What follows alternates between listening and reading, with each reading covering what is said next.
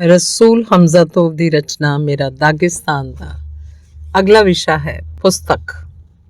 Avar ਭਾਸ਼ਾ ਵਿੱਚ ਤਾਈ ਸ਼ਬਦ ਦੇ ਅਰਥ ਹਨ ਭੇਡ ਦੀ ਖੱਲ ਤੇ ਪੁਸਤਕ। ਕਿਹਾ ਜਾਂਦਾ ਹੈ ਹਰ ਇੱਕ ਨੂੰ ਆਪਣੇ ਸਿਰ ਉੱਤੇ ਸਮੂਰੀ ਟੋਪੀ ਨੂੰ ਸੁਰੱਖਿਅਤ ਰੱਖਣਾ ਚਾਹੀਦਾ ਹੈ। ਜਿਵੇਂ ਕਿ ਸਾਰੇ ਜਾਣਦੇ ਆ, ਸਾਡੇ ਵੱਲ ਸਮੂਰੀ ਟੋਪੀ ਭੇਡ ਦੀ ਖੱਲ ਦੀ ਬਣਾਈ ਜਾਂਦੀ ਹੈ, ਪਰ ਪਹਾੜੀ ਆਦਮੀ ਦਾ ਸਿਰ ਸੈਂਕੜੇ ਸਾਲਾਂ ਤੱਕ ਮਹਿਜ਼ ਇੱਕ ਅਣਲਿਖੀ ਪੁਸਤਕ ਰਿਹਾ, ਜਿਸ 'ਚ ਸਾਡੀ ਭਾਸ਼ਾ, ਸਾਡਾ ਇਤਿਹਾਸ, ਸਾਡੀਆਂ ਦਾਸਤਾਨਾਂ, ਸਾਡੀਆਂ ਕਥਾ ਕਹਾਣੀਆਂ, ਬਾਤਾਂ, ਰਸਮੋ ਰਿਵਾਜ ਤੇ ਉਹ ਸਭ ਕੁਝ ਸੁਰੱਖਿਅਤ ਰਿਹਾ ਜਿਹਦੀ ਜਨਤਾ ਨੇ ਕਲਪਨਾ ਕੀਤੀ ਸੀ। ਭੇਡ ਦੀ ਖੱਲ ਨੇ ਸਦੀਆਂ ਤੱਕ ਦਾਗਿਸਤਾਨ ਦੀ ਅਣਲਿਖੀ ਪੁਸਤਕ ਪਹਾੜੀ ਆਦਮੀ ਦੇ ਸਿਰ ਦੀ ਰਾਖੀ ਕੀਤੀ, ਉਹਨੂੰ ਗਰਮਾਇਆ, ਉਹਨੂੰ ਸੰਭਾਲ ਕੇ ਰੱਖਿਆ। ਬਹੁਤ ਕੁਝ ਤਾਂ ਸੁਰੱਖਿਅਤ ਰਹਿ ਗਿਆ ਤੇ ਸਾਡੇ ਤੱਕ ਪਹੁੰਚ ਗਿਆ, ਪਰ ਬਹੁਤ ਕੁਝ ਗੁਆਚ ਗਿਆ, ਰਾਹ ਭਟਕ ਗਿਆ ਤੇ ਹਮੇਸ਼ਾ ਲਈ ਤਬਾਹ ਹੋ ਗਿਆ। ਇਸ ਪੁਸਤਕ ਦੇ ਕਈ ਪੰਨੇ ਉਸੇ ਤਰ੍ਹਾਂ ਹੀ ਨਸ਼ਟ ਕੀਤੇ ਗਏ ਜਿਵੇਂ ਜੰਗ ਦੀ ਅੱਗ 'ਚ ਸੂਰਮੇ ਨਸ਼ਟ ਹੋ ਜਾਂਦੇ ਹਨ। ਸਮੂਰੀ ਟੋਪੀ ਗੋਲੀ ਤੇ ਤਲਵਾਰ ਤੋਂ ਤਾਂ ਨਹੀਂ ਬਚਾ ਸਕਦੀ, ਪਰ ਕੁਝ ਬਦਕਿਸਮਤ ਰਾਹੀਆਂ ਵਾਂਗ ਨਸ਼ਟ ਹੋ ਗਏ ਜਿਹੜੇ ਰਾਹ ਵਿੱਚ ਭਟਕ ਜਾਂਦੇ ਹਨ, ਬਰਫੀਲੇ ਤੂਫਾਨ 'ਚ ਘਿਰ ਜਾਂਦੇ ਹਨ, ਜਿਨ੍ਹਾਂ ਦੀ ਤਾਕਤ ਜਵਾਬ ਦੇ ਜਾਂਦੀ ਹੈ, ਜਿਹੜੇ ਖਾਈ ਵਿੱਚ ਖੱਡ 'ਚ ਡਿੱਗ ਪੈਂਦੇ ਹਨ, ਗਲੇਸ਼ੀਅਰ ਦੀ ਲਪੇਟ 'ਚ ਆ ਜਾਂਦੇ ਹਨ, ਕਿਸੇ ਡਾਕੂ ਲੁਟੇਰੇ ਦੇ ਖੰਜਰ ਦਾ ਸ਼ਿਕਾਰ ਹੋ ਜਾਂਦੇ ਹਨ। ਕਿਹਾ ਜਾਂਦਾ ਹੈ ਕਿ ਭੁੱਲਿਆ ਤੇ ਗਵਾਚਿਆ ਹੋਇਆ ਹੀ ਸਭ ਤੋਂ ਚੰਗਾ ਤੇ ਮਹਾਨ ਹੁੰਦਾ ਹੈ, ਕਿਉਂਕਿ ਜਦੋਂ ਅਸੀਂ ਕਵਿਤਾ ਸੁਣਾਉਂਦੇ ਹਾਂ ਤੇ ਕੋਈ ਇੱਕ ਪੰਕਤੀ ਨੂੰ ਭੁੱਲ ਜਾਂਦੇ ਹਾਂ ਤਾਂ ਸਾਨੂੰ ਉਸੇ ਦੀ ਸਭ ਤੋਂ ਵੱਧ ਲੋੜ ਮਹਿਸੂਸ ਹੁੰਦੀ ਹੈ, ਕਿਉਂਕਿ ਜਦੋਂ ਮਰ ਚੁੱਕੀ ਗਾਂ ਦੀ ਯਾਦ ਆਉਂਦੀ ਹੈ ਤੇ ਲੱਗਦਾ ਹੈ ਕਿ ਦੂਸਰੀਆਂ ਗਊਆਂ ਨਾਲੋਂ ਸਭ ਤੋਂ ਜ਼ਿਆਦਾ ਦੁੱਧ ਦਿੰਦੀ ਸੀ ਤੇ ਉਸੇ ਦਾ ਦੁੱਧ ਸਭ ਤੋਂ ਵੱਧ ਗਾੜਾ ਹੁੰਦਾ ਸੀ। ਮਹਿਮੂਦ ਦੇ ਪਿਤਾ ਨੇ ਆਪਣੇ ਸ਼ਾਇਰ ਪੁੱਤਰ ਦੇ ਖਰੜਿਆਂ ਨਾਲ ਭਰਿਆ ਹੋਇਆ ਸੰਦੂਕ ਸਾੜ ਸੁੱਟਿਆ ਸੀ। ਪਿਤਾ ਨੂੰ ਇਉਂ ਲੱਗਾ ਸੀ ਕਿ ਕਵਿਤਾਵਾਂ ਉਹਨਾਂ ਦੇ ਨਿਕੰਮੇ ਪੁੱਤਰ ਦਾ ਸਤਿਆਨਾਸ਼ ਕਰਦੀਆਂ ਹਨ। ਹੁਣ ਇਹ ਸਾਰੇ ਕਹਿੰਦੇ ਹਨ ਕਿ ਉਸ ਸੰਦੂਕ 'ਚ ਮਹਿਮੂਦ ਦੀਆਂ ਸਭ ਤੋਂ ਵਧੀਆ ਕਵਿਤਾਵਾਂ ਸਨ। ਬਾਤੀ ਰਾਏ ਆਪਣੇ ਇੱਕ ਗੀਤ ਨੂੰ ਕਦੇ 2 ਵਾਰ ਨਹੀਂ ਗਾਉਂਦਾ ਸੀ। ਉਹ ਅਕਸਰ ਵਿਆਹ 'ਚ ਨਸ਼ੇ ਨਾਲ ਧੁੱਤ ਲੋਕਾਂ ਸਾਹਮਣੇ ਗਾਉਂਦਾ ਹੁੰਦਾ ਸੀ। ਇਹ ਗੀਤ ਉੱਥੇ ਹੀ ਰਹਿ ਗਏ, ਕਿਸੇ ਨੇ ਵੀ ਉਹਨਾਂ ਨੂੰ ਸੰਭਾਲਿਆ ਨਹੀਂ। ਹੁਣ ਸਾਰੇ ਲੋਕ ਕਹਿੰਦੇ ਹਨ ਕਿ ਉਹੀ ਉਹਦੇ ਸਭ ਤੋਂ ਵਧੀਆ ਗੀਤ ਸਨ। ਇਰਚੀ ਕਜ਼ਾਕ ਨੇ ਸ਼ਾਮ ਹਾਲ ਦੇ ਦਰਬਾਰ 'ਚ ਬਹੁਤ ਸਾਰੇ ਗੀਤ ਗਾਏ, ਪਰ ਉਹਦੇ ਬਹੁਤ ਘੱਟ ਗੀਤ ਹੀ ਦਰਬਾਰ ਦੀ ਸੀਮਾ ਤੋਂ ਬਾਹਰ ਆਮ ਲੋਕਾਂ ਤੱਕ ਪਹੁੰਚੇ। ਇਰਚੀ ਕਜ਼ਾਕ ਖੁਦ ਇਹ ਕਿਹਾ ਕਰਦਾ ਸੀ ਕਿ ਭਾਵੇਂ ਕਿੰਨਾ ਹੀ ਕਿਉਂ ਨਾ ਗਾਓ, ਗੀਤਾਂ ਨੂੰ ਨਾ ਸ਼ਾਮ ਹਾਲ ਸਮਝਦਾ ਤੇ ਨਾ ਗਦਾ। ਕਿਹਾ ਜਾਂਦਾ ਹੈ ਕਿ ਇਰਚੀ ਕਜ਼ਾਕ ਦੀਆਂ ਦਰਬਾਰ 'ਚ ਗੁਆਚ ਗਈਆਂ ਕਵਿਤਾਵਾਂ ਹੀ ਸਭ ਤੋਂ ਵਧੀਆ ਸਨ। ਅੱਗ 'ਚ ਸਾੜ ਦਿੱਤੇ ਗਏ ਪੰਦੂਰੇ ਦੀ ਆਵਾਜ਼ ਸਾਡੇ ਤੱਕ ਨਹੀਂ ਪਹੁੰਚੀ, ਨਦੀ 'ਚ ਸੁੱਟ ਦਿੱਤੇ ਗਏ ਚੌਗੂਰਿਆਂ ਦੀ ਮਧੁਰ ਧੁਨਾਂ ਸਾਡੇ ਤੱਕ ਨਹੀਂ ਪਹੁੰਚ ਸਕੀਆਂ। ਮੌਤ ਦੇ ਘਾਟ ਉਤਾਰ ਦਿੱਤੇ ਗਏ ਤੇ ਮਰ ਚੁੱਕੇ ਲੋਕਾਂ ਲਈ ਅੱਜ ਮੇਰਾ ਦਿਲ ਉਦਾਸ ਹੁੰਦਾ ਹੈ, ਪਰ ਜੋ ਬਾਕੀ ਬਚ ਗਿਆ ਹੈ, ਜਦ ਮੈਂ ਉਹਨੂੰ ਸੁਣਦਾ ਪੜ੍ਹਦਾ ਮੇਰਾ ਦਿਲ ਖਿੜ ਉੱਠਦਾ ਹੈ। ਮੈਂ ਸੱਚੇ ਦਿਲੋਂ ਗਰੀਬ ਪਹਾੜੀ ਲੋਕਾਂ ਦਾ ਸ਼ੁਕਰੀਆ ਅਦਾ ਕਰਦਾ, ਜਿਨ੍ਹਾਂ ਨੇ ਸਾਡੀਆਂ ਅਣਲਿਖੀਆਂ ਪੁਸਤਕਾਂ ਨੂੰ ਆਪਣੇ ਹਿਰਦਿਆਂ 'ਚ ਸਾਂਭ ਕੇ ਰੱਖਿਆ ਤੇ ਉਹਨਾਂ ਨੂੰ ਸਾਡੇ ਸਮਿਆਂ ਤੱਕ ਲਿਆਏ। ਇਹ ਦਾਸਤਾਨਾਂ, ਇਹ ਕਥਾ ਕਹਾਣੀਆਂ, ਇਹ ਗੀਤ ਜਿਵੇਂ ਹੁਣ ਕਲਮ ਨਾਲ ਕਾਗਜ਼ ਉੱਤੇ ਲਿਖਿਆ ਹੋਇਆ ਤੇ ਕਿਤਾਬਾਂ ਦੇ ਰੂਪ 'ਚ ਛਪਿਆ ਹੋਇਆਂ ਨੂੰ ਕਹਿੰਦੇ ਹਨ। ਅਸੀਂ ਜਿਹੜੇ ਅਣਲਿਖੇ ਹਾਂ, ਸੈਂਕੜਿਆਂ ਸਾਲਾਂ ਤੱਕ ਸਭ ਤਰ੍ਹਾਂ ਦੀਆਂ ਮੁਸ਼ਕਿਲਾਂ ਦਾ ਸਾਹਮਣਾ ਕਰਦਿਆਂ ਹੋਇਆਂ ਜਿਉਂਦੇ ਰਹੇ, ਤੁਹਾਡੇ ਤੱਕ ਪਹੁੰਚ ਗਏ। ਪਰ ਇਹ ਜਾਣਨਾ ਦਿਲਚਸਪ ਹੋਏਗਾ ਵੀ ਤੁਸੀਂ ਜਿਹੜੇ ਇੰਨੇ ਸੁੰਦਰ ਢੰਗ ਨਾਲ ਛਪੇ ਹੋਏ ਹੋ, ਅਗਲੀ ਪੀੜ੍ਹੀ ਤੱਕ ਵੀ ਪਹੁੰਚ ਸਕੋਗੇ ਜਾਂ ਨਹੀਂ। ਅਸੀਂ ਵੇਖਾਂਗੇ। ਉਹ ਕਹਿੰਦੇ ਹਨ ਲਾਇਬ੍ਰੇਰੀਆਂ ਜਾਂ ਪੁਸਤਕ ਭੰਡਾਰ ਭਵਨ ਜ਼ਿਆਦਾ ਭਰੋਸੇ ਵਾਲੇ ਪੁਸਤਕ ਭੰਡਾਰ ਹਨ ਜਾਂ ਮਨੁੱਖੀ ਹਿਰਦਾ। ਬਹੁਤ ਕੁਝ ਭੁੱਲ ਜਾਂਦਾ ਹੈ, ਸੈਂਕੜੇ ਪੰਕਤੀਆਂ ਵਿੱਚੋਂ ਸਿਰਫ ਇੱਕੋ ਪੰਕਤੀ ਬਚੀ ਰਹਿ ਜਾਂਦੀ ਹੈ ਤੇ ਜੇ ਉਹ ਬਚੀ ਰਹਿ ਜਾਂਦੀ ਹੈ ਤਾਂ ਸਦਾ ਲਈ। ਕਿਹਾ ਜਾ ਚੁੱਕਾ ਹੈ ਕਿ ਪਹਿਲਾਂ ਅਨੇਕ ਬੱਚੇ ਬਹੁਤ ਹੀ ਛੋਟੀ ਉਮਰ 'ਚ ਮਰ ਜਾਂਦੇ ਸਨ। ਇਮਾਮ ਸ਼ਮੀਲ ਜ਼ਖਮੀਆਂ ਨੂੰ ਨਦੀ 'ਚ ਛਾਲ ਮਾਰਨ ਲਈ ਮਜਬੂਰ ਕਰਦਾ ਸੀ। ਵੱਡੇ ਟੁੱਕੇ ਫੌਜੀਆਂ ਦੀ ਉਹਨੂੰ ਕੋਈ ਲੋੜ ਨਹੀਂ ਸੀ ਹੁੰਦੀ, ਕਿਉਂਕਿ ਉਹ ਦੁਸ਼ਮਣ ਨਾਲ ਲੋਹਾ ਲੈਣ 'ਚ ਅਸਮਰਥ ਹੁੰਦੇ ਸਨ, ਪਰ ਉਹਨਾਂ ਨੂੰ ਖਵਾਉਣਾ ਪਿਆਣਾ ਤਾਂ ਪੈਂਦਾ ਸੀ। ਹੁਣ ਦੂਸਰਾ ਜ਼ਮਾਨਾ ਹੈ, ਬੱਚਿਆਂ ਦੀ ਬਹੁਤ ਚੰਗੀ ਤਰ੍ਹਾਂ ਦੇਖਭਾਲ ਕੀਤੀ ਜਾਂਦੀ ਹੈ, ਡਾਕਟਰ ਉਹਨਾਂ ਦੀ ਚਿੰਤਾ ਕਰਦੇ ਹਨ, ਜ਼ਖਮੀਆਂ ਦੀ ਮੱਲਮ ਪੱਟੀ ਕੀਤੀ ਜਾਂਦੀ ਹੈ, ਲੰਗੜਿਆਂ ਲੂਲਿਆਂ ਨੂੰ ਨਕਲੀ ਲੱਤਾਂ ਤੇ ਪੈਰ ਲਾਏ ਜਾਂਦੇ ਹਨ। ਲੋਕਾਂ ਦੇ ਮਾਮਲੇ ਵਿੱਚ ਤਾਂ ਇਹਨਾਂ ਤਬਦੀਲੀਆਂ ਨੂੰ ਬਹੁਤ ਹੀ ਸਲਾਹੁਣਯੋਗ ਤੇ ਮਾਨਵੀ ਮੰਨਿਆ ਜਾ ਸਕਦਾ ਹੈ, ਪਰ ਵੱਡੇ ਟੁੱਕੇ ਵਿਚਾਰਾਂ, ਕਮਜ਼ੋਰ ਕਵਿਤਾਵਾਂ, ਅਧਮੂਈਆਂ ਭਾਵਨਾਵਾਂ ਤੇ ਮੁਰਦਾ ਹੀ ਪੈਦਾ ਹੋਣ ਵਾਲੇ ਗੀਤਾਂ ਦੇ ਮਾਮਲੇ 'ਚ ਤਾਂ ਅਜਿਹਾ ਨਹੀਂ ਹੁੰਦਾ। ਸਭ ਕੁਝ ਪੁਸਤਕ ਵਿੱਚ ਹੀ ਰਹਿ ਜਾਂਦਾ ਹੈ, ਸਭ ਕੁਝ ਕਾਗਜ਼ ਉੱਤੇ ਹੀ ਰਹਿ ਜਾਂਦਾ ਹੈ। ਪਹਿਲਾਂ ਹੀ ਕਿਹਾ ਜਾਂਦਾ ਸੀ ਮੂੰਹ ਜ਼ੁਬਾਨੀ ਆਖੀ ਗੱਲ ਗੁਆਚ ਜਾਂਦੀ ਹੈ, ਲਿਖੀ ਹੋਈ ਪਿੱਛੇ ਰਹਿ ਜਾਂਦੀ ਹੈ, ਕਿਤੇ ਹੁਣ ਉਹ ਤੋਂ ਉਲਟੀ ਨਾ ਹੋ ਜਾਏ। ਪਰ ਤੁਸੀਂ ਇਹ ਸਮਝ ਨਾ ਲੈਣਾ ਕਿ ਮੈਂ ਪੁਸਤਕ ਤੇ ਲਿਖਤ ਭਾਸ਼ਾ ਦੀ ਨਿੰਦਿਆ ਕਰ ਰਿਹਾ। ਉਹ ਤਾਂ ਉਸ ਸੂਰਜ ਵਾਂਗ ਹਨ ਜਿਹੜੇ ਜਿਹਨੇ ਪਰਬਤਾਂ ਦੇ ਪਿੱਛੋਂ ਉੱਠ ਕੇ ਵਾਦੀ ਨੂੰ ਰੌਸ਼ਨ ਕਰ ਦਿੱਤਾ ਹੈ, ਹਨੇਰੇ ਤੇ ਜਹਾਲਤ ਨੂੰ ਖਿੰਡਾ ਪੁੰਡਾ ਦਿੱਤਾ ਹੈ। ਮੇਰੀ ਮਾਂ ਨੇ ਮੈਨੂੰ ਇੱਕ ਲੂੰਬੜੀ ਤੇ ਘੁੱਗੀ ਦੀ ਕਹਾਣੀ ਸੁਣਾਈ। ਉਹ ਇਸ ਤਰ੍ਹਾਂ ਸੀ, ਕਿਸੇ ਰੁੱਖ ਉੱਤੇ ਇੱਕ ਘੁੱਗੀ ਰਹਿੰਦੀ ਸੀ। ਉਹਦਾ ਆਲਣਾ ਬਹੁਤ ਮਜ਼ਬੂਤ ਸੀ ਤੇ ਚੰਗਾ ਨਿੱਘਾ ਸੀ, ਜਿਸ 'ਚੋਂ ਆਪਣੇ ਬੱਚੇ ਪਾਲਦੀ ਸੀ।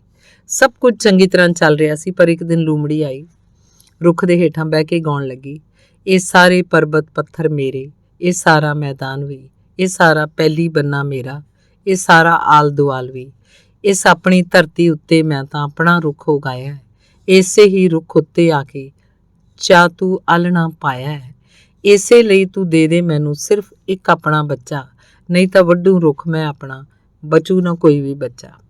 ਆਪਣੇ ਪਿਆਰੇ ਰੁੱਖ, ਪਿਆਰੇ ਆਲਣੇ ਤੇ ਬਾਕੀ ਬੱਚਿਆਂ ਨੂੰ ਬਚਾਉਣ ਲਈ ਘੁੱਗੀ ਨੇ ਆਪਣਾ ਸਭ ਤੋਂ ਛੋਟਾ ਬੱਚਾ ਲੂੰਬੜੀ ਨੂੰ ਦੇ ਦਿੱਤਾ।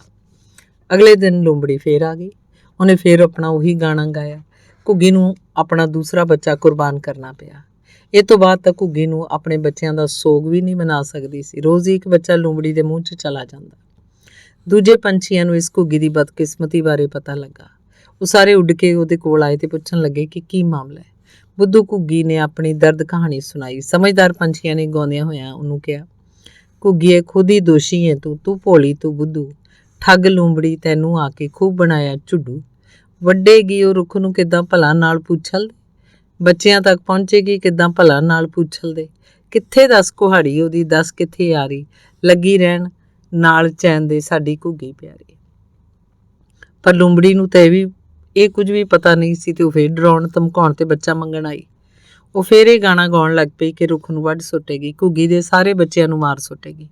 ਪਰ ਉਹੀ ਸ਼ਬਦ ਜਿਨ੍ਹਾਂ ਤੋਂ ਘੁੱਗੀ ਬੁਰੀ ਤਰ੍ਹਾਂ ਭੈਭੀਤ ਹੋ ਜਾਂਦੀ ਸੀ, ਹੁਣ ਉਹਨੂੰ ਹਾਸੇ ਭਰੇ ਫੜ ਮਾਰਨ ਵਾਲੇ ਵਿਅਰਥ ਪ੍ਰਤੀਤ ਹੋਏ। ਘੁੱਗੀ ਨੇ ਲੂੰਬੜੀ ਨੂੰ ਜਵਾਬ ਦਿੱਤਾ, ਇਸ ਰੁੱਖ ਦੀਆਂ ਜੜ੍ਹਾਂ ਡੂੰਘੀਆਂ, ਲਿਆ ਕਹੀ ਤੇ ਪੱਟ ਦੇ, ਤਣਾ ਬੜਾ ਮਜ਼ਬੂਤ ਹੈ ਇਹਦਾ, ਲਿਆ ਕੁਹਾੜਾ ਵੱਢ ਦੇ, ਆਲਣਾ ਮੇਰਾ ਬਹੁਤ ਹੀ ਉੱਚਾ, ਆਜਾ ਪੌੜੀ ਲਾ ਕੇ। ਲੂੰਬੜੀ ਮੂੰਹ ਬਣਾਉਂਦੀ ਹੋਈ ਚਲੀ ਗਈ ਤੇ ਉਹਨੇ ਉੱਥੇ ਆਉਣਾ ਛੱਡ ਦਿੱਤਾ। ਘੁੱਗੀ ਤਾਂ ਹੁਣ ਵੀ ਉੱਥੇ ਰਹਿੰਦੀ ਹੈ, ਬੱਚੇ ਪੈਦਾ ਕਰਦੀ ਹੈ, ਬੱਚੇ ਵੱਡੇ ਹੁੰਦੇ ਆ ਤੇ ਤਰਾਨੇ ਗਾਉਂਦੇ ਆ। ਦਾਗਿਸਤਾਨ ਨੇ ਆਪਣੀ ਜਹਾਲਤ, ਪਛੜੇਪਨ ਤੇ ਅਗਿਆਨਤਾ ਦੇ ਕਾਰਨ ਆਪਣੇ ਕਿੰਨੇ ਬੱਚਿਆਂ ਨੂੰ ਨਸ਼ਟ ਕਰ ਸੁੱਟਿਆ। ਖੁਦ ਨੂੰ ਸਮਝਣ ਵਾਸਤੇ ਕਿਤਾਬ ਦੀ ਲੋੜ ਹੈ, ਦੂਸਰਿਆਂ ਨੂੰ ਸਮਝਣ ਵਾਸਤੇ ਵੀ ਕਿਤਾਬ ਦੀ ਲੋੜ ਹੈ। ਕਿਤਾਬ ਤੋਂ ਬਿਨਾਂ ਕੋਈ ਵੀ ਜਾਤੀ ਉਸ ਆਦਮੀ ਵਰਗੀ ਹੈ ਜਿਹਦੀ ਅੱਖ ਉੱਤੇ ਪੱਟੀ ਵੱਜੀ ਹੋਵੇ, ਜਿਹੜਾ ਇੱਧਰ ਉੱਧਰ ਭਟਕਦਾ ਰਹਿੰਦਾ ਹੈ, ਦੁਨੀਆ ਨੂੰ ਦੇਖ ਨਹੀਂ ਸਕਦਾ। ਪੁਸਤਕ ਦੇ ਬਿਨਾਂ ਕੋਈ ਵੀ ਜਾਤੀ ਉਸ ਵਿਅਕਤੀ ਵਰਗੀ ਹੈ ਜਿਹਦੇ ਕੋਲ ਦਰਪਣ ਨਾ ਹੋਵੇ, ਜਿਹੜੀ ਆਪਣਾ ਚਿਹਰਾ ਨਹੀਂ ਵੇਖ ਸਕਦੀ। ਪਛੜੇ ਹੋਏ ਤੇ ਜਹਾਲਤ ਦੇ ਮਾਰੇ ਲੋਕ। ਦਾਗਿਸਤਾਨ ਦੀ ਯਾਤਰਾ ਕਰਨ ਵਾਲਿਆਂ ਨੇ ਸਾਡੇ ਬਾਰੇ ਇਉਂ ਲਿਖਿਆ ਤੇ ਕਿਹਾ, ਇਹਨਾਂ ਸ਼ਬਦਾਂ 'ਚ ਸ੍ਰੇਸ਼ਟਤਾ ਦੇ ਪ੍ਰਗਟਾਵੇ ਜਾਂ ਦੁਰਭਾਵਨਾ ਦੀ ਤੁਲਨਾ 'ਚ ਸੱਚਾਈ ਜ਼ਿਆਦਾ ਹੈ। ਇਹ ਬਾਲਗ ਬੱਚੇ ਹਨ। ਸਾਡੇ ਸਬੰਧ 'ਚ ਇੱਕ ਵਿਦੇਸ਼ੀ ਨੇ ਲਿਖਿਆ ਹੈ, ਇਹਨਾਂ ਕੋਲ ਗਿਆਨ ਨਹੀਂ, ਇਹਦਾ ਫਾਇਦਾ ਉਠਾਉਣਾ ਚਾਹੀਦਾ ਹੈ। ਸਾਡੇ ਦੁਸ਼ਮਣਾਂ ਦਾ ਕਹਿਣਾ ਸੀ, ਜੇ ਇੱਥੋਂ ਦੇ ਜਨਗਣ ਜੰਗੀ ਵਿਦਿਆ 'ਚ ਪ੍ਰਵੀਨ ਹੋ ਜਾਣ ਤਾਂ ਕੋਈ ਵੀ ਇਹਨਾਂ ਉੱਤੇ ਹੱਥ ਚੁੱਕਣ ਦੀ ਜੁਰਤ ਨਾ ਕਰੇ, ਇੱਕ ਸੈਨਾਪਤੀ ਨੇ ਕਿਹਾ ਸੀ। ਕਾਸ਼ ਅਸੀਂ ਹਾਜੀ ਮੁਰਾਦ ਦੀ ਦਲੇਰੀ ਤੇ ਮਹਿਮੂਦ ਦੀ ਪ੍ਰਤਿਭਾ ਵਿੱਚ ਅੱਜ ਦਾ ਗਿਆਨ ਜੋੜ ਸਕਦੇ। ਪਹਾੜੀ ਲੋਕ ਕਹਿੰਦੇ ਹਨ, ਇਮਾਮ ਅਸੀਂ ਰੁਕ ਕਿਉਂ ਗਏ ਆ? ਇੱਕ ਵਾਰੀ ਹਾਜੀ ਮੁਰਾਦ ਨੇ ਸ਼ਾਮੀਲ ਨੂੰ ਪੁੱਛਿਆ, ਸਾਡੇ ਸੀਨਿਆਂ 'ਚ ਦਿਲ ਧੜਕਦਾ ਤੇ ਹੱਥ ਵਿੱਚ ਖੰਜਰ ਏ, ਉਡੀਕ ਕਿਸ ਗੱਲ ਦੀ ਏ? ਅਸੀਂ ਅੱਗੇ ਵੱਧ ਕੇ ਆਪਣੇ ਵਾਸਤੇ ਰਾਹ ਬਣਾਵਾਂਗੇ। ਜ਼ਰਾ ਸਬਰ ਤੋਂ ਕੰਮ ਲਓ, ਕਾਹਲੀ ਨਾ ਕਰੋ। ਹਾਜੀ ਮੁਰਾਦ, ਤੇਜ਼ ਦੌੜਨ ਵਾਲੀਆਂ ਨਦੀਆਂ ਕਦੇ ਸਾਗਰ ਤੱਕ ਨਹੀਂ ਪਹੁੰਚਦੀਆਂ। ਮੈਂ ਕਿਤਾਬ ਤੋਂ ਸਲਾਹ ਲਵਾਂਗਾ, ਉਹ ਕੀ ਸਲਾਹ ਦਿੰਦੀ ਏ। ਕਿਤਾਬ ਸਮਝਦਾਰੀ ਦੀ ਚੀਜ਼ ਏ। ਇਮਾਮ, ਸ਼ਾਇਦ ਤੇਰੀ ਕਿਤਾਬ ਸਮਝਦਾਰੀ ਦੀ ਚੀਜ਼ ਹੋਵੇ, ਪਰ ਸਾਨੂੰ ਤਾਂ ਬਹਾਦਰੀ ਦੀ ਲੋੜ ਏ, ਤੇ ਬਹਾਦਰੀ ਤੇਜ਼ ਤਲਵਾਰ ਤੇ ਘੋੜੇ ਦੀ ਸਵਾਰੀ 'ਚ ਏ। ਕਿਤਾਬਾਂ ਵੀ ਬਹਾਦਰ ਹੁੰਦੀਆਂ ਨੇ। ਕਿਤਾਬ ਅੱਖਰ, ਪੰਕਤੀਆਂ, ਪੰਨਾ, ਹਾਂ ਪੰਨਾ ਇੱਕ ਮਾਮੂਲੀ ਜਿਹਾ ਕਾਗਜ਼ ਲੱਗਦਾ ਹੈ, ਹੋ ਸਕਦਾ ਹੈ, ਪਰ ਉਸ ਸ਼ਬਦ ਦਾ ਸੰਗੀਤ, ਭਾਸ਼ਾ ਦੇ ਸੁਰੀਲੇਪਨ ਤੇ ਵਿਚਾਰਾਂ ਦਾ ਭੰਡਾਰ ਹੈ।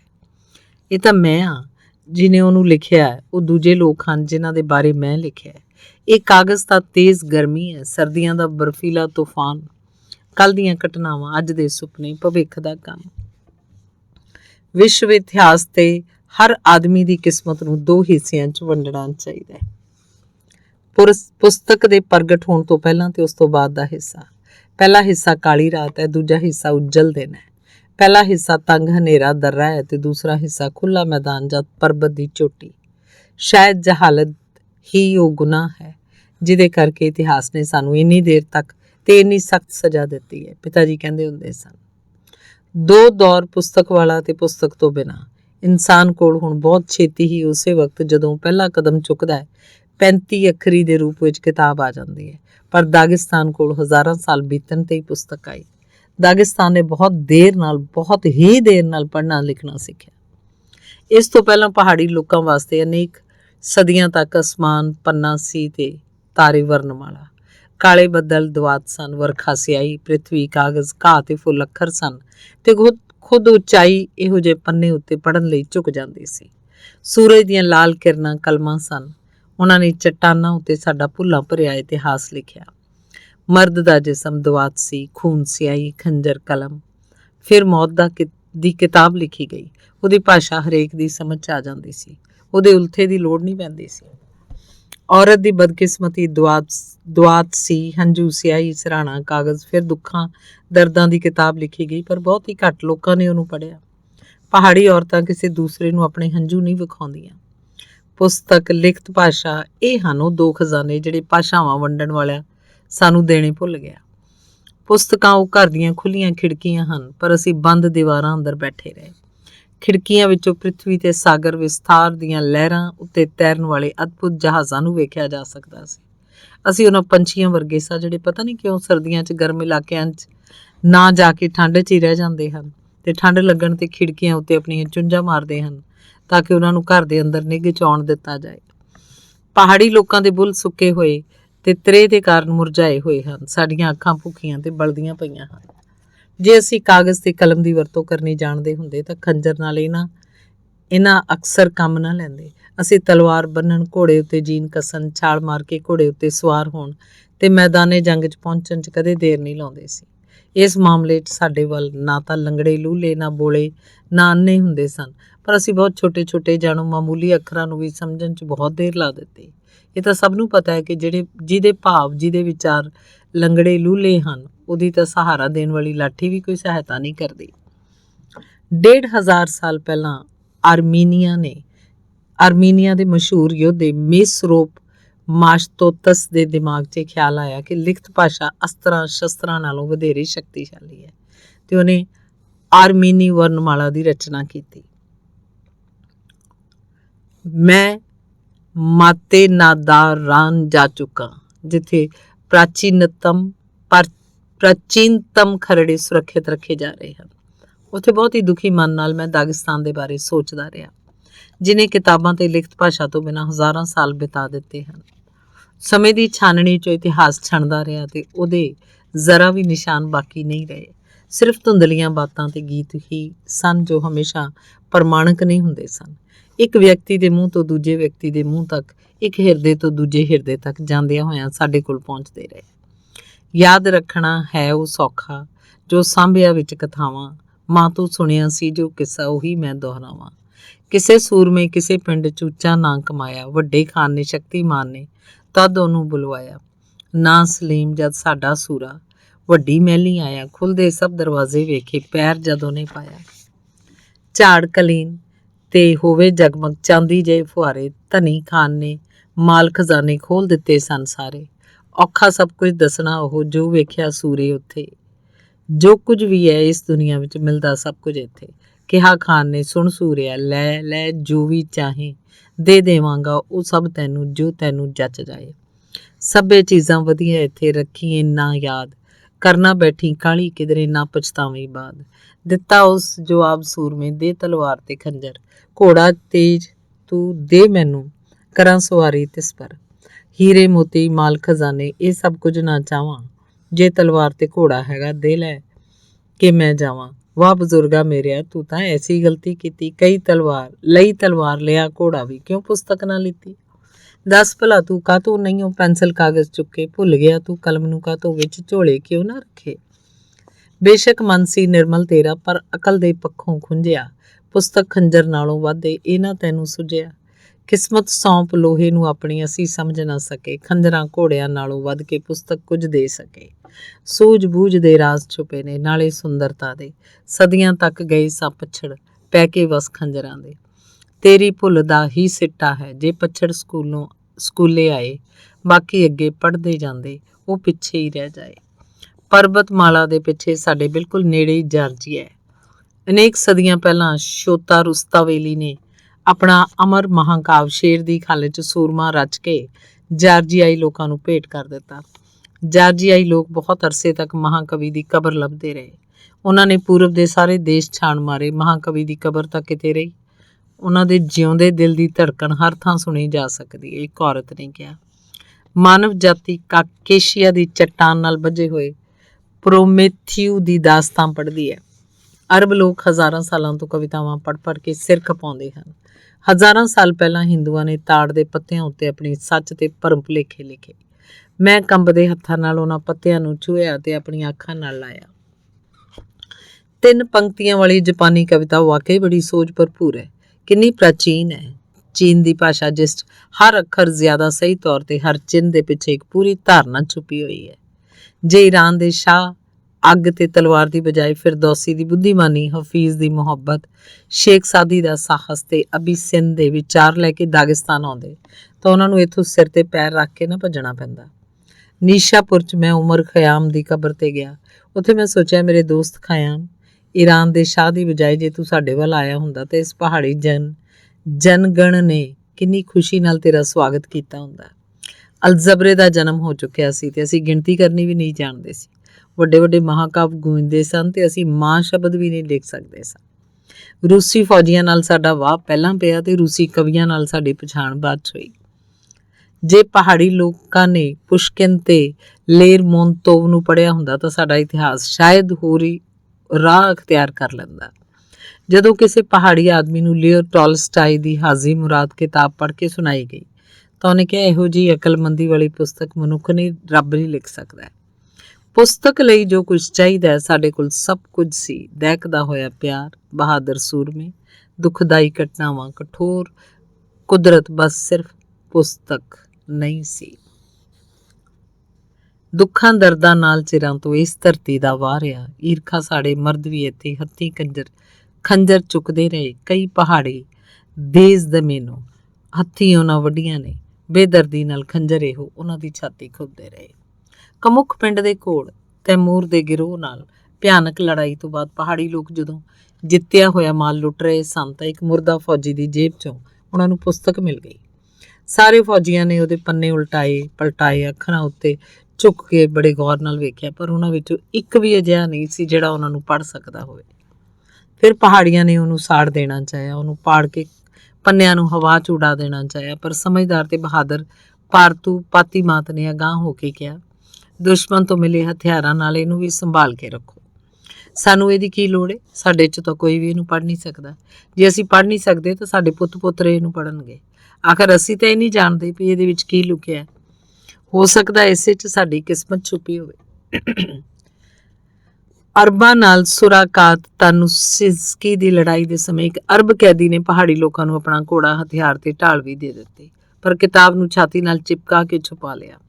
ਉਹ ਨਹੀਂ ਦੇਣੀ ਚਾਹੀ। ਸੁਰਾਕਾਤ ਨੇ ਘੋੜਾ, ਹਥਿਆਰ ਕੈਦੀ ਨੂੰ ਮੋੜ ਦਿੱਤੇ, ਪਰ ਕਿਤਾਬ ਖੋਹ ਲੈਣ ਦਾ ਹੁਕਮ ਦਿੱਤਾ। ਉਹਨੇ ਕਿਹਾ, ਘੋੜਿਆਂ ਤੇ ਤਲਵਾਰਾਂ ਦੀ ਤਾਂ ਖੁਦ ਸਾਡੇ ਕੋਲ ਵੀ ਇੰਨੀ ਥੁੜ ਨਹੀਂ, ਪਰ ਕਿਤਾਬ ਇੱਕ ਵੀ ਨਹੀਂ। ਤੁਹਾਡੇ ਅਰਬਾਂ ਕੋਲ ਤਾਂ ਅਨੇਕਾਂ ਕਿਤਾਬਾਂ ਨੇ, ਤੁਹਾਨੂੰ ਇਹ ਇੱਕ ਦਿੰਦਿਆਂ ਕਿਉਂ ਅਫਸੋਸ ਹੋ ਰਿਹਾ? ਫੌਜੀਆਂ ਨੇ ਹੈਰਾਨ ਹੋ ਕੇ ਆਪਣੇ ਸੈਨਾਪਤੀ ਨੂੰ ਪੁੱਛਿਆ, ਅਸੀਂ ਇਸ ਕਿਤਾਬ ਦਾ ਕੀ ਕਰਨਾ ਹੈ? ਸਾਨੂੰ ਤਾਂ ਨਾ ਸਿਰਫ ਇਹ ਪੜ੍ਹਨੀ ਨਹੀਂ ਆਉਂਦੀ, ਸਗੋਂ ਸਾਨੂੰ ਇਹਨੂੰ ਢੰਗ ਨਾਲ ਹੱਥ 'ਚ ਲੈਣਾ ਵੀ ਨਹੀਂ ਆਉਂਦਾ। ਘੋੜਿਆਂ ਦੀ ਤੇ ਹਥਿਆਰਾਂ ਦੀ ਬਜਾਏ ਇਹਨੂੰ ਲੈਣਾ ਕਿੱਥੋਂ ਦੀ ਸਮਝਦਾਰੀ ਹੈ? ਉਹ ਵਕਤ ਆਏਗਾ ਜਦੋਂ ਇਹਨੂੰ ਪੜ੍ਹਿਆ ਜਾਏਗਾ। ਉਹ ਵਕਤ ਆਏਗਾ ਜਦੋਂ ਇਹ ਪਹਾੜੀ ਲੋਕਾਂ ਲਈ ਚੇਰਕੇਸਕਾ ਸਮੂਰੀ ਟੋਪੀ, ਘੋੜੇ ਤੇ ਖੰਜਰ ਦੀ ਥਾਂ ਲੈ ਲਏਗੀ। ਦਾਗਿਸਤਾਨ ਉੱਤੇ ਹਮਲਾ ਕਰਨ ਵਾਲੇ ਈਰਾਨ ਤੇ ਸ਼ਾਹ ਦੀ ਜਦੋਂ ਹਾਲਤ ਖਾਸੀ ਪਤਲੀ ਹੋ ਗਈ ਤਾਂ ਉਹਨੇ ਆਪਣਾ ਸੋਨਾ, ਚਾਂਦੀ ਤੇ ਹੀਰੇ ਮੋਤੀ, ਜਿਨ੍ਹਾਂ ਨੂੰ ਉਹ ਸਦਾ ਕੋਲ ਰੱਖਦਾ ਸੀ, ਜ਼ਮੀਨ 'ਚ ਦੱਬ ਦਿੱਤੇ। ਇਸ ਟੋਏ ਤੇ ਪੱਥਰ ਲਾ ਕੇ ਉਸ ਉੱਤੇ ਜਾਣਕਾਰੀ ਲਈ ਅੱਖਰ ਲਿਖ ਦਿੱਤੇ। ਮੌਕੇ ਤੇ ਵੇਖਣ ਵਾਲਿਆਂ ਨੂੰ ਸ਼ਾਹ ਨੇ ਮਰਵਾ ਦਿੱਤਾ, ਪਰ ਮੁਰਤਾਜ਼ ਅਲੀ ਨੇ ਫਿਰ ਵੀ ਇਸ ਟੋਏ ਨੂੰ ਲੱਭ ਲਿਆ। ਸੋਨੇ, ਚਾਂਦੀ ਤੇ ਹੀਰਿਆਂ ਮੋਤੀਆਂ ਨਾਲ ਭਰੇ ਹੋਏ ਸੰਦੂਕ, ਉਹ ਸਭ ਕੁਝ ਜਿਹੜਾ ਈਰਾਨ ਦੇ ਸ਼ਾਹ ਨੇ ਉਦੋਂ ਲੁੱਟਿਆ ਸੀ, ਕੱਢ ਲਏ। 20 ਖੱਚਰਾਂ ਉੱਤੇ ਸ਼ਾਹ ਦੀ ਸਾਰੀ ਦੌਲਤ ਲੱਦ ਕੇ ਲਿਆਂਦੀ ਗਈ। ਬਾਕੀ ਕੀਮਤੀ ਚੀਜ਼ਾਂ ਦੇ ਇਲਾਵਾ ਫਾਰਸੀ ਦੀਆਂ ਕੁਝ ਕਿਤਾਬਾਂ ਵੀ ਸਨ। ਮੁਰਤਾਜ਼ ਅਲੀ ਖਾਨ ਦੇ ਪਿਤਾ ਸੁਰਹਾਤ ਨੇ, ਜਿਹਦੇ ਦੋਵੇਂ ਹੱਥ ਵੱਡੇ ਹੋਏ ਸਨ, ਇਹ ਸਾਰਾ ਖਜ਼ਾਨਾ ਵੇਖ ਕੇ ਕਿਹਾ, ਮੇਰਿਆ ਪੁੱਤਰਾ, ਬੜਾ ਵੱਡਾ ਖਜ਼ਾਨਾ ਲੱਭਿਆ ਤੂੰ। ਇਹਨਾਂ ਫੌਜੀਆਂ 'ਚ ਵੰਡ ਦੇ, ਜੇ ਚਾਹੁੰਦਾ ਤਾਂ ਵੇਚ ਦੇ। ਇਹ ਤਾਂ ਹਰ ਹਾਲਤ ਖਤਮ ਹੋ ਜਾਏਗਾ, ਪਰ 100 ਸਾਲ ਬਾਅਦ ਵੀ ਪਹਾੜੀ ਲੋਕਾਂ ਨੂੰ ਇਹਨਾਂ ਕਿਤਾਬਾਂ ਵਿੱਚ ਛੁਪੇ ਹੋਏ ਮੋਤੀ ਮਿਲ ਜਾਣਗੇ। ਇਹਨਾਂ ਦੇ ਵੀ ਇਹ ਸਾਰੀਆਂ ਕੀਮਤੀ ਚੀਜ਼ਾਂ ਨਾਲੋਂ ਵੀ ਜ਼ਿਆਦਾ ਕੀਮਤੀ ਨੇ। ਇਮਾਮ ਸ਼ਾਮੀਲ ਦਾ ਮੁਹੰਮਦ ਤਾਹਿਰ ਅਲ ਕਾਮਾਖੀ ਨਾਂ ਦਾ ਸਕੱਤਰ ਸੀ। ਸ਼ਾਮੀਲ ਉਹਨੂੰ ਕਦੇ ਵੀ ਖਤਰਨਾਕ ਥਾਂ ਤੇ ਨਹੀਂ ਸੀ ਜਾਣ ਦਿੰਦਾ। ਮੁਹੰਮਦ ਤਾਹਿਰ ਨੂੰ ਇਹ ਬਹੁਤ ਬੁਰਾ ਲੱਗਦਾ। ਇੱਕ ਦਿਨ ਉਹਨੇ ਕਿਹਾ, ਇਮਾਮ, ਸ਼ਾਇਦ ਤੂੰ ਮੇਰੇ ਤੇ ਭਰੋਸਾ ਨਹੀਂ ਕਰਦਾ, ਮੈਨੂੰ ਮੈਦਾਨੇ ਜੰਗ 'ਚ ਜਾਣ ਦੇ, ਤੇ ਜੇ ਸਾਰੇ ਮਰ ਜਾਣ ਤਾਂ ਤੈਨੂੰ ਫਿਰ ਵੀ ਜਿਉਂਦਾ ਰਹਿਣਾ ਚਾਹੀਦਾ। ਤਲਵਾਰ ਹੱਥ ਵਿੱਚ ਲੈ ਕੇ ਲੜ ਤਾਂ ਕੋਈ ਵੀ ਸਕਦਾ, ਪਰ ਇਤਿਹਾਸ ਲਿਖਣ ਦਾ ਕੰਮ ਹਰ ਕੋਈ ਨਹੀਂ ਕਰ ਸਕਦਾ। ਤੂੰ ਸਾਡੇ ਸੰਘਰਸ਼ ਦੀ ਕਿਤਾਬ ਲਿਖਦਾ ਰਹਿ। ਮੁਹੰਮਦ ਤਾਹਿਰ ਆਪਣੀ ਕਿਤਾਬ ਪੂਰੀ ਕੀਤੇ ਬਿਨਾਂ ਹੀ ਇਸ ਦੁਨੀਆ ਤੋਂ ਕੂਚ ਕਰ ਗਿਆ, ਪਰ ਉਹਦੇ ਪੁੱਤਰ ਨੇ ਪਿਤਾ ਦੇ ਅਧੂਰੇ ਛੱਡੇ ਹੋਏ ਕੰਮ ਨੂੰ ਪੂਰਾ ਕੀਤਾ। ਇਸ ਪੁਸਤਕ ਦਾ ਨਾਂ ਹੈ ਕੁਝ ਲੜਾਈਆਂ 'ਚ ਇਮਾਮ ਦੀ ਤਲਵਾਰ ਦੀ ਚਮਕ। ਇਮਾਮ ਸ਼ਾਮੀਲ ਦੀ ਬੜੀ ਵੱਡੀ ਨਿੱਜੀ ਲਾਇਬ੍ਰੇਰੀ ਸੀ। 25 ਸਾਲ ਉਹ 20 ਖੱਚਰਾਂ ਉੱਤੇ ਉਹਨੂੰ ਇੱਧਰ ਉੱਧਰ ਲਿਜਾਂਦਾ ਰਿਹਾ। ਉਹਦੇ ਬਿਨਾਂ ਤਾਂ ਉਹਨੂੰ ਚੈਨ ਵੀ ਨਹੀਂ ਸੀ ਮਿਲਦਾ। ਬਾਅਦ 'ਚ ਗੁਨੀ ਪਰਬਤ ਉੱਤੇ ਕੈਦੀ ਬਣਨ ਵੇਲੇ ਉਹਨੇ ਗੁਜ਼ਾਰਿਸ਼ ਕੀਤੀ ਕਿ ਉਹਦੀ ਤਲਵਾਰ ਤੇ ਕਿਤਾਬਾਂ ਉਹਦੇ ਕੋਲ ਹੀ ਰਹਿਣ ਦਿੱਤੀਆਂ ਜਾਣ। ਕਾਲੂਗਾ 'ਚ ਰਹਿੰਦਿਆਂ ਹੋਇਆਂ ਇਹ ਕਿਤਾਬਾਂ ਹਾਸਲ ਕਰਨ ਲਈ ਲਗਾਤਾਰ ਮਿੰਨਤਾਂ ਕਰਦਾ ਰਿਹਾ। ਉਹ ਕਹਿੰਦਾ ਹੁੰਦਾ ਸੀ, ਤਲਵਾਰ ਦੇ ਕਾਰਨ ਤਾਂ ਬਹੁਤ ਸਾਰੀਆਂ ਲੜਾਈਆਂ ਹਾਰੀਆਂ ਗਈਆਂ ਨੇ, ਪਰ ਕਿਤਾਬਾਂ ਦੇ ਕਾਰਨ ਇੱਕ ਵੀ ਨਹੀਂ। ਇਮਾਮ ਦਾ ਪੁੱਤਰ ਜਮਾਲੂਦੀਨ ਜਦੋਂ ਰੂਸ ਤੋਂ ਮੁੜਿਆ ਤਾਂ ਇਮਾਮ ਨੇ ਉਹਨੂੰ ਪਹਾੜੀ ਪੋਸ਼ਾਕ ਪਹਿਨਣ ਲਈ ਮਜਬੂਰ ਕੀਤਾ, ਪਰ ਉਹਦੀਆਂ ਕਿਤਾਬਾਂ ਨੂੰ ਛੂਹਿਆ ਤੱਕ ਨਹੀਂ। ਜਿਨ੍ਹਾਂ ਲੋਕਾਂ ਨੇ ਇਮਾਮ ਨੂੰ ਇਹ ਕਿਹਾ ਸੀ ਕਿ ਕਾਫਰਾਂ ਦੀਆਂ ਕਿਤਾਬਾਂ ਨਦੀ 'ਚ ਸੁੱਟ ਦਿੱਤੀਆਂ ਜਾਣ, ਤਾਂ ਉਹਨੇ ਇਹ ਜਵਾਬ ਦਿੱਤਾ, ਇਹਨਾਂ ਕਿਤਾਬਾਂ ਨੇ ਸਾਡੀ ਧਰਤੀ ਉੱਤੇ ਸਾਡੇ ਉੱਤੇ ਗੋਲੀਆਂ ਨਹੀਂ ਚਲਾਈਆਂ, ਇਹਨਾਂ ਨੇ ਸਾਡੇ ਪਿੰਡ ਨਹੀਂ ਸਾੜੇ, ਲੋਕਾਂ ਨੂੰ ਮੌਤ ਦੇ ਘਾਟ ਨਹੀਂ ਉਤਾਰਿਆ। ਜੇ ਕੋਈ ਵੀ ਕਿਤਾਬ ਦੀ ਬੇਇੱਜ਼ਤੀ ਕਰੇਗਾ, ਉਹਦੀ ਬੇਇੱਜ਼ਤੀ ਕਰ ਦੇਗੀ। ਕਾਸ਼ ਹੁਣ ਸਾਨੂੰ ਪਤਾ ਲੱਗ ਸਕਦਾ ਕਿ ਜਮਾਲੂਦੀਨ ਪੀਟਰਸਬਰਗ ਤੋਂ ਕਿਹੜੀਆਂ ਕਿਤਾਬਾਂ ਲੈ ਆਇਆ ਸੀ। ਆਪਣੀ ਲਿਖਤ ਭਾਸ਼ਾ ਨਾ ਹੋਣ ਕਾਰਨ ਦਾਗਿਸਤਾਨ ਦੇ ਲੋਕ ਪਰਾਈਆਂ ਭਾਸ਼ਾਵਾਂ 'ਚ ਕਦੇ-ਕਦਾਈ ਇੱਕ ਅੱਧਾ ਸ਼ਬਦ ਲਿਖਦੇ ਸਨ, ਜਿਹੜੇ ਅਰਬੀ, ਤੁਰਕੀ, ਜਾਰਜੀਆਈ ਤੇ ਫਾਰਸੀ 'ਚ ਲਿਖੇ ਜਾਂਦੇ ਸਨ। ਇਹ ਪੰਘੂੜੇ, ਖੰਜਰਾਂ, ਛੱਤ ਤੇ ਤਖਤਿਆਂ ਤੇ ਕਬਰਾਂ ਦੇ ਪੱਥਰਾਂ ਉੱਤੇ ਲਿਖੇ ਜਾਣ ਵਾਲੇ ਸ਼ਬਦ ਹੁੰਦੇ ਸਨ। ਇਸ ਤਰ੍ਹਾਂ ਦੇ ਸ਼ਬਦਾਂ, ਵੇਲ ਬੂਟਿਆਂ ਦੀ ਗਿਣਤੀ ਬਹੁਤ ਵੱਡੀ ਹੈ। ਇਹਨਾਂ ਸਾਰਿਆਂ ਨੂੰ ਜਮ੍ਹਾਂ ਕਰਨਾ ਸੰਭਵ ਨਹੀਂ, ਪਰ ਆਪਣੀ ਭਾਸ਼ਾ 'ਚ ਪੜ੍ਹਨ ਲਈ ਕੁਝ ਵੀ ਨਹੀਂ। ਆਪਣਾ ਨਾਂ ਤੱਕ ਨਾ ਲਿਖਣਾ ਜਾਣਨ ਵਾਲੇ ਪਹਾੜੀ ਲੋਕ ਤਲਵਾਰਾਂ, ਘੋੜਿਆਂ ਤੇ ਪਰਬਤਾਂ ਦੇ ਰੂਪ 'ਚ ਇਹਨੂੰ ਪ੍ਰਗਟ ਕਰਦੇ ਹਨ। ਕਬਰਾਂ ਉੱਤੇ ਲਿਖੇ ਗਏ ਕੁਝ ਕੁਤਬਿਆਂ ਦਾ ਉਲਥਾ ਕੀਤਾ ਜਾ ਸਕਦਾ ਹੈ। ਇੱਥੇ ਬੁਗਬ ਬਾਈ ਨਾਂ ਦੀ ਔਰਤ ਦਫਨ ਹੈ, ਜਿਹੜੀ ਆਪਣੀ ਮਨਚਾਹੀ ਉਮਰ ਤੱਕ ਜਿਉਂਦੀ ਰਹੀ ਤੇ 200 ਸਾਲ ਦੀ ਹੋ ਕੇ ਮਰੀ। ਇੱਥੇ ਕੁਬਾ ਅਲੀ ਦਫਨ ਹੈ, ਜਿਹੜਾ ਅਦਜ਼ਾਰ ਖਾਨ ਨਾਲ ਹੋਈ ਲੜਾਈ 'ਚ 300 ਸਾਲ ਦੀ ਉਮਰ 'ਚ ਮਾਰਿਆ ਗਿਆ ਸੀ। ਕਈ ਜਿਲਦਾਂ ਵਾਲੇ ਇਤਿਹਾਸ ਦੀ ਥਾਂ ਕੁਝ ਤਰਸ ਭਰੇ ਅੰਸ਼, ਖਿੰਡੇ ਫੁੰਡੇ ਸ਼ਬਦ ਤੇ ਵਾਕ। ਜਦੋਂ ਮੈਂ ਸਾਹਿਤ ਸੰਸਥਾਨ ਦਾ ਵਿਦਿਆਰਥੀ ਸਾਂ ਤਾਂ ਸਫੈਦ ਵਾਲੇ ਦਿਆਲੂ ਸਰਗੇਈ ਇਵਾਨੋਵਿਚ ਰਾਤਤਸੀਗ ਸਾਨੂੰ ਪ੍ਰਾਚੀਨ ਯੂਨਾਨੀ ਸਾਹਿਤ ਪੜ੍ਹਾਉਂਦੇ ਸਨ। ਉਹਨਾਂ ਨੂੰ ਪ੍ਰਾਚੀਨ ਸਾਹਿਤ ਮੂੰਹ ਜ਼ੁਬਾਨੀ ਯਾਦ ਸੀ। ਪ੍ਰਾਚੀਨ ਯੂਨਾਨੀ ਭਾਸ਼ਾ ਵਿੱਚ ਵੱਡੇ ਵੱਡੇ ਖੰਡ ਸੁਣਾਉਂਦੇ ਸਨ। ਪ੍ਰਾਚੀਨ ਯੂਨਾਨੀਆਂ ਦੇ ਦੀਵਾਨੇ ਸਨ ਤੇ ਉਹਨਾਂ ਨੇ ਆਪਣੇ ਮਨ ਉੱਤੇ ਪੈਣ ਵਾਲੇ ਉਹਨਾਂ ਦੇ ਅਸਰਾਂ ਦੀ ਚਰਚਾ ਕਰਨਾ ਬਹੁਤ ਚੰਗਾ ਲੱਗਦਾ ਸੀ। ਪ੍ਰਾਚੀਨ ਕਵੀਆਂ ਦੀਆਂ ਕਵਿਤਾਵਾਂ ਦਾ ਉਹ ਇਸ ਤਰ੍ਹਾਂ ਪਾਠ ਕਰਦੇ ਸਨ ਜਿਵੇਂ ਖੁਦ ਰਚੈਤਾ ਕਵੀ ਉਹਨਾਂ ਦਾ ਪਾਠ ਸੁਣਾ ਰਹੇ ਹੋਣ, ਜਿਵੇਂ ਪੱਕੇ ਮੁਸਲਮਾਨ ਵਾਂਗ ਡਰਦੇ ਹੋਣ ਕਿ ਕਿਤੇ ਅਚਾਨਕ ਕੁਰਾਨ ਪੜ੍ਹਦਿਆਂ ਹੋਇਆਂ ਗਲਤੀ ਨਾ ਹੋ ਜਾਏ। ਉਹਨਾਂ ਦਾ ਖਿਆਲ ਸੀ ਕਿ ਉਹ ਸਾਨੂੰ ਜੋ ਕੁਝ ਦੱਸਦੇ ਹਨ ਅਸੀਂ ਬਹੁਤ ਪਹਿਲਾਂ ਹੀ ਬੜੀ ਚੰਗੀ ਤਰ੍ਹਾਂ ਜਾਣਦੇ ਹਾਂ। ਉਹ ਤਾਂ ਇਸ ਗੱਲ ਦੀ ਕਲਪਨਾ ਤੱਕ ਨਹੀਂ ਕਰ ਸਕਦੇ ਸਨ ਕਿ ਕੋਈ ਓਡੀਸੀ ਜਾਂ ਇਲੀਅਡ ਤੋਂ ਅਣਜਾਣ ਹੋ ਸਕਦਾ ਹੈ।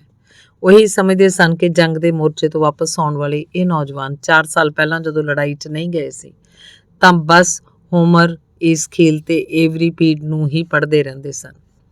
ਇੱਕ ਵਾਰ ਇਹ ਦੇਖ ਕੇ ਕਿ ਯੂਨਾਨੀ ਸਾਹਿਤ ਬਾਰੇ ਸਾਡੀ ਜਾਣਕਾਰੀ ਕਿੰਨੀ ਘੱਟ ਹੈ, ਉਹ ਲਗਭਗ ਰੋ ਹੀ ਪਏ ਸੀ। ਮੈਂ ਤਾਂ ਉਹਨਾਂ ਨੂੰ ਖਾਸ ਤੌਰ ਤੇ ਬਹੁਤ ਹੈਰਾਨ ਕੀਤਾ। ਦੂਜੇ ਤਾਂ ਥੋੜ੍ਹਾ ਬਹੁਤਾ ਜਾਣਦੇ ਹੀ ਸਨ। ਜਦੋਂ ਉਹਨਾਂ ਨੇ ਮੇਰੇ ਕੋਲੋਂ ਹੈਮਰ ਦੇ ਬਾਰੇ ਪੁੱਛਿਆ ਤਾਂ ਮੈਂ ਮੈਕਸਿਮ ਗੋਰਕੀ ਦੇ ਇਹ ਸ਼ਬਦ ਯਾਦ ਕਰਕੇ, ਉਹਨਾਂ ਨੇ ਸੁਲੇਮਾਨ ਸਤਾਲਸਕੀ ਨੂੰ 20ਵੀਂ ਸਦੀ ਦਾ ਹੋਮਰ ਕਿਹਾ ਸੀ, ਉਹਨਾਂ ਦੇ ਬਾਰੇ ਦੱਸਣਾ ਸ਼ੁਰੂ ਕਰ ਦਿੱਤਾ। ਬੜੇ ਦੁੱਖ ਨਾਲ ਮੇਰੇ ਵੱਲ ਵੇਖ ਕੇ ਪ੍ਰੋਫੈਸਰ ਨੇ ਮੈਨੂੰ ਪੁੱਛਿਆ, ਤੂੰ ਕਿੱਥੇ ਜੰਮਿਆ ਪਲਿਆ ਜਿੱਥੇ ਤੂੰ ਓਡੀਸੀ ਵੀ ਨਹੀਂ ਪੜ੍ਹੀ? ਮੈਂ ਜਵਾਬ ਦਿੱਤਾ, ਮੈਂ ਦਾਗਿਸਤਾਨ 'ਚ ਜੰਮਿਆ ਪਲਿਆ, ਜਿੱਥੇ ਕਿਤਾਬ ਕੁਝ ਹੀ ਸਮਾਂ ਪਹਿਲਾਂ ਪ੍ਰਗਟ ਹੋਈ ਹੈ। ਆਪਣੇ ਅਪਰਾਧ ਦੀ ਥੋੜ੍ਹੀ ਜਿਹੀ ਸਫਾਈ ਦੇਣ ਲਈ ਮੈਂ ਆਪਣੇ ਆਪ ਨੂੰ ਅਸੱਭਿਆ ਪਹਾੜੀਏ ਵਜੋਂ ਪੇਸ਼ ਕੀਤਾ। ਫਿਰ ਪ੍ਰੋਫੈਸਰ ਨੇ ਉਹ ਸ਼ਬਦ ਕਹੇ ਜਿਨ੍ਹਾਂ ਨੂੰ ਮੈਂ ਕਦੇ ਵੀ ਨਹੀਂ ਭੁੱਲ ਸਕਾਂਗਾ। ਨੌਜਵਾਨ, ਜੇ ਤੂੰ ਓਡੀਸੀ ਨਹੀਂ ਪੜ੍ਹੀ ਤਾਂ ਤੂੰ ਅਸੱਭਿਆ ਪਹਾੜੀਏ ਤੋਂ ਵੀ ਗਿਆ ਗੁਜ਼ਰਿਆ। ਤੂੰ ਤਾਂ ਨਿਰਾ ਜੰਗਲੀ ਦੇ ਬਰਾਬਰ ਹੈ। ਹੁਣ ਮੈਂ ਜਦੋਂ ਕਦੇ ਯੂਨਾਨ ਤੇ ਇਟਲੀ ਜਾਂਦਾ ਤੱਕ ਆਪਣੇ ਪ੍ਰੋਫੈਸਰ ਉਹਨਾਂ ਦੇ ਸ਼ਬਦਾਂ ਤੇ ਪ੍ਰਾਚੀਨ ਸਾਹਿਤ ਵੱਲ ਉਹਨਾਂ ਦੇ ਰਵੱਈਏ ਦੀ ਮੈਨੂੰ ਅਕਸਰ ਯਾਦ ਰਹਿੰਦੀ ਹੈ। ਪਰ ਜੇ ਮੈਂ ਰੂਸੀ ਭਾਸ਼ਾ ਵੀ ਬੜੀ ਮੁਸ਼ਕਲ ਨਾਲ ਬੋਲ ਤੇ ਲਿਖ ਸਕਦਾ ਸਾਂ ਤਾਂ ਹੋਮਰ, ਸੋਫੋਕਲ, ਅਰਸਤੂ ਤੇ ਹੇਸੀਓਡ ਨੂੰ ਕਿਵੇਂ ਜਾਣ ਸਕਦਾ ਸਾਂ। ਦੁਨੀਆ ਵਿੱਚ ਬਹੁਤ ਕੁਝ ਅਜਿਹਾ ਸੀ ਜਿਹੜਾ ਦਾਗਿਸਤਾਨ ਦੀ ਪਹੁੰਚ ਤੋਂ ਬਾਹਰ ਸੀ। ਬਹੁਤ ਸਾਰੇ ਖਜ਼ਾਨੇ ਉਹਦੇ ਲਈ ਨਹੀਂ ਸਨ। ਮੈਂ ਇਸ ਗੱਲ ਦਾ ਜ਼ਿਕਰ ਕਰ ਚੁੱਕਾ ਕਿ ਸਾਡੇ ਗਾਇਕ ਤਾਤਮ ਮੁਰਾਦੋਵ ਦਾ ਗਾਣਾ ਸੁਣਦਿਆਂ ਹੋਇਆਂ ਮਾਕਾਸਾਕੋਵਾ ਪ੍ਰਸਿੱਧ ਰੂਸੀ ਗਾਇਕ ਹੈ, ਕਿਵੇਂ ਰੋਈ ਸੀ। ਮੁਰਾਦੋਵ ਨੇ ਕਿਸੇ ਵੀ ਤਰ੍ਹਾਂ ਦੀ ਤਾਲੀਮ ਹਾਸਲ ਨਹੀਂ ਕੀਤੀ ਸੀ। ਉਸ ਵੇਲੇ ਉਹਦੀ ਉਮਰ 60 ਸਾਲ ਸੀ। ਸਾਰਿਆਂ ਨੇ ਸੋਚਿਆ ਆਵਾਜ਼ ਨੇ ਮਾਕਾਸਾਕੋਵਾ ਦੇ ਦਿਲ ਨੂੰ ਛੂਹ ਲਿਆ, ਪਰ ਉਹਨੇ ਕਿਹਾ ਸੀ ਮੈਂ ਤਾਂ ਅਫਸੋਸ 'ਚ ਰੋਂਦੀ ਹਾਂ, ਕਿੰਨੀ ਗਜ਼ਬ ਦੀ ਆਵਾਜ਼ ਹੈ।